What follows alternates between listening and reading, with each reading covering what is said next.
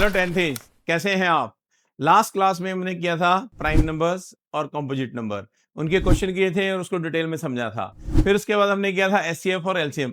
हमने समझा था कि एचसीएफ क्या होता है, एलसीएम क्या होता है, उसकी पूरी कंप्लीट अंडरस्टैंडिंग की थी। फिर हमने उसके क्वेश्चन किए थे। आज हम एक बहुत छोटा सा टॉपिक करने वाले हैं। Let's move to the class. आज का हमारा टॉपिक है फंडामेंटल थ्योरम ऑफ अर्थमेटिक। लेकिन पहले हमें ये समझना होगा कि फंडामेंटल थ्योरम ऑफ अर्थमेटिक है क्या। तो यहां पे अगर आप एनसीईआरटी देखेंगे तो एनसीईआरटी में इसकी बड़ी कॉम्प्लिकेटेड स्टेटमेंट दी हुई है। यहां पे मैंने उसको बड़े सिंपल वर्ड्स में और बड़े इजी वे में एक्सप्लेन किया हुआ है। तो देखते हैं कि फंडामेंटल थ्योरम अर्थमेटिक है क्या, जिसे हम शॉर्ट में बोलते हैं एफटीए।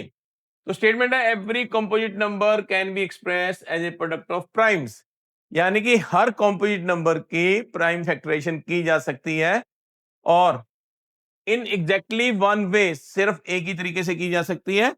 तो ये जो थ्योरम है हमें यूनिकनेस बताती है कि मैथमेटिक्स में अगर कोई भी कंपोजिट नंबर है तो उसकी सिर्फ और सिर्फ एक ही फैक्टराइजेशन होगी, एक ही प्राइम फैक्टराइजेशन होगी, दो नहीं हो सकती। तो या हम ऐसे कह सकते हैं कि किन्हीं दो नंबर्स की सेम प्राइम फैक्टराइजेशन नहीं हो सकती। ये थ्योरम हमें यूनिकनेस बताती है। और आगे लिखा है ऑर्डर असाइड, इसका मतलब है इररिस्पेक्टिव ऑफ द ऑर्डर, यानी कि ऑर्डर मैटर नहीं करता है। इसको मैं एक एग्जांपल से समझाता हूं। जैसे 12 है, तो अगर हम 12 की फैक्टराइजेशन करेंगे 2 इंटू 2 इंटू 3, या फिर हम इसको लिख सकते हैं 2 स्क्वायर इंटू 3। तो कहने का मतलब जो 2 स्क्वायर इंटू 3 है, ये सिर्फ और सिर्फ 12 की प्राइम फैक्टराइजेशन है और मैथमेटिक्स के या दुनिया के किसी और नंबर की फैक्टराइजेशन ये नहीं है। हाँ, ऑर्डर चेंज हो सकता है। मैं इसको 2 इंटू 3 इंटू 2 लिख दूं, या मैं इसको 3 इंटू 2 इंटू 2 लिख दूं। ऑर्डर मैटर नहीं करता। आप ऐसे लिखो, आप ऐसे लिखो, आप ऐसे लिखो, आप ऐसे लिखो। बट थिंग इज दैट कि जो ये फैक्टराइजेशन है ये और किसी नंबर की नहीं है। तो ये थ्योरम हमें यूनिकनेस बताती है फैक्टराइजेशन की। अब हम चलते हैं इसके क्वेश्चंस की तरफ। तो सबसे पहला क्वेश्चन है, ये एनसीईआरटी का एग्जांपल है। Explain why 7 into 11 into 13 plus 13 and 7 into 6 into 5 into 4 into 3 into 2 plus 1 2 into 1 plus 5 are composite numbers. हमें यहाँ दो नंबर दिए हुए हैं, हमें बताना है कि ये कॉम्पोजिट नंबर है और उसकी एक्सप्लेनेशन देनी है। उसको कंप्लीटली हमें एक्सप्लेन करके बताना है। तो सबसे पहले हम वन बाय वन उठाते हैं। पहला नंबर ले लेते हैं। तो पहला नंबर है हमारा 7 इंटू 11 इंटू 13 प्लस 13। अगर आप ध्यान से देखेंगे तो इसमें दो टर्म्स है, फर्स्ट टर्म और सेकंड टर्म। इन दोनों में 13 कॉमन आ रहा है, दोनों में 13 है। हम क्या करेंगे, 13 को कॉमन निकाल के रख देंगे। 7 इंटू 11 इंटू 1 प्लस 1, तो ये बन जाएगा 13 इंटू 77 प्लस 1, और ये बन जाएगा 13 इंटू 78। और साथ में मैं इंटू 1 लिख दूंगा।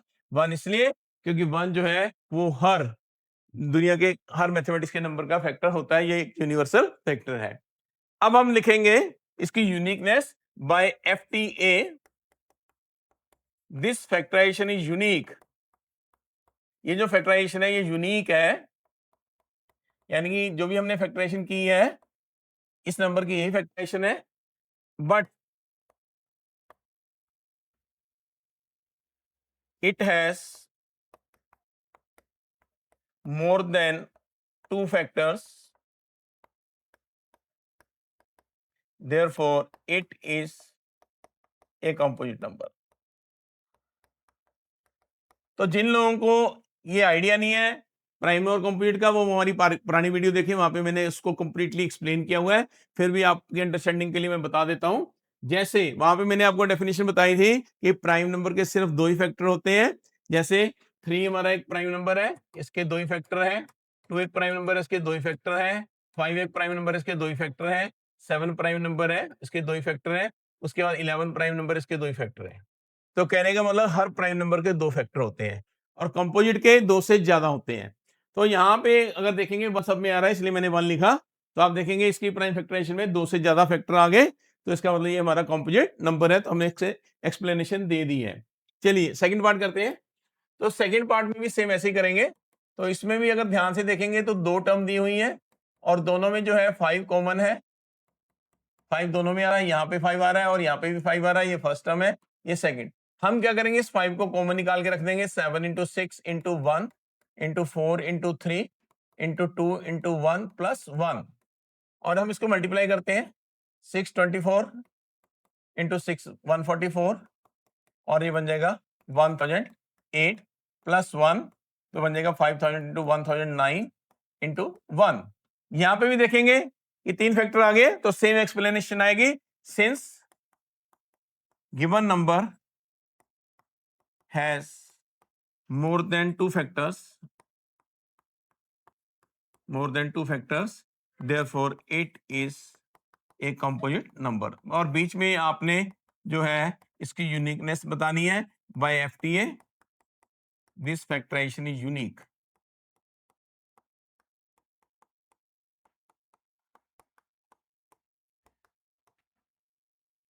मूव करते हैं नेक्स्ट क्वेश्चन की तरफ। तो यहां पे जो है नेक्स्ट क्वेश्चन है हमारा, चेक वेदर 6 रेज़ पर n can and with the digit 0 for any natural number n। यहां पे जैसे मैं एग्जांपल दे रहा हूं, पहले तो आपको क्वेश्चन की अंडरस्टैंडिंग करनी है। क्या लिखा हुआ क्वेश्चन में, एक नंबर है 6 रेज़ पर n, हमें बताना है कि ये 0 से एंड करेगा कि नहीं करेगा, हमें चेक करने के लिए बोला जा रहा है। और n क्या है, कोई नेचुरल नंबर, जैसे पावर 6 की पावर 1 आ गई, 6 की पावर 2 आ गई, 3 आ गई। आपको चेक करना है कि अगर हम कोई नेचुरल नंबर इसकी पावर लेंगे तो क्या ये 0 से एंड करेगा कि नहीं। ये मैं आपको एक एग्जांपल से समझाता हूं। जैसे मैंने एक नंबर उठाया जो 0 से एंड करता है, ये 2 डिजिट नंबर है और 0 से एंड कर रहा है, और इसकी फैक्टराइजेशन करते हैं हम 2 इंटू 5। ऐसे ही नेक्स्ट नंबर 20 बनेगा, 2 स्क्वायर इंटू 5। ऐसे ही नेक्स्ट नंबर बनेगा 30, 2 इंटू 3 इंटू 5। ऐसे ही नेक्स्ट नंबर बनेगा 40, 2 cube into 5 and so on.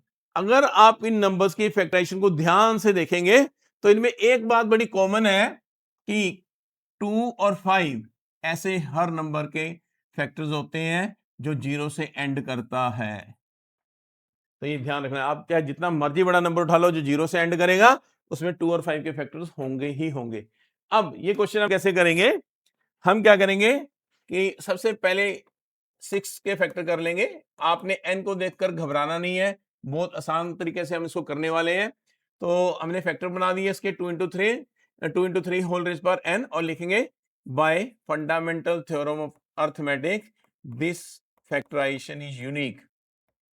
ये हमारी फैक्टराइजेशन जो है वो यूनिक है। सबसे पहले हमने बता दिया कि ये हमारी फैक्टराइजेशन यूनिक है। उसके बाद हम बोलेंगे but it does not contain 5 as a factor. इसमें 5 जो फैक्टर नहीं है, therefore it can never end with 0। तो ये कभी भी 0 से एंड नहीं कर सकता। हम इसको वेरीफाई कर सकते हैं कैसे, जैसे 6 की पावर मैंने 1 ली, पहला नेचुरल नंबर 1 है, 6 आ गया। फिर उसके बाद 6 स्क्वायर किया तो 36 आ गया। फिर 6 क्यूब किया तो 216 आ गया। फिर 6 पावर 4 किया तो 1296 आ गया एंड सो ऑन। आप जितनी मर्जी बड़ी पावर लेते जाओ लेकिन ये नंबर कभी भी 0 से एंड नहीं करेगा। तो आपने बच्चे क्या करते हैं, मिस्टेक क्या करते हैं, क्वेश्चन में ऐसे करके आते हैं एग्जाम के अंदर, जो कि आपको क्वेश्चन ऐसे अटेम्प्ट नहीं करना। जब भी आपको क्वेश्चन अटेम्प्ट करना है आपको उसके की स्टेप लिखने जरूरी होते हैं, तभी आपको मार्क्स मिलते हैं। इसके की स्टेप क्या है, सबसे पहले आपको लिखना है फंडामेंटल थ्योरम और बताना है कि ये फैक्टराइजेशन यूनिक है, यानी कि आपको फैक्टराइजेशन की यूनिकनेस बतानी है।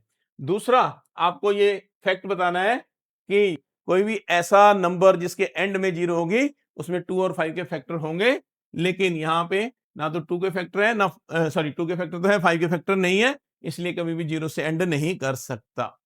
तो ऐसे क्वेश्चन आपने जो है और ट्राई करने हैं।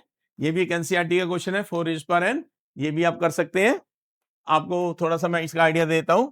जैसे हम इसको लिखेंगे 4 रेज़ पर n को फैक्टराइज करके 2 इंटू 2 होल पावर n।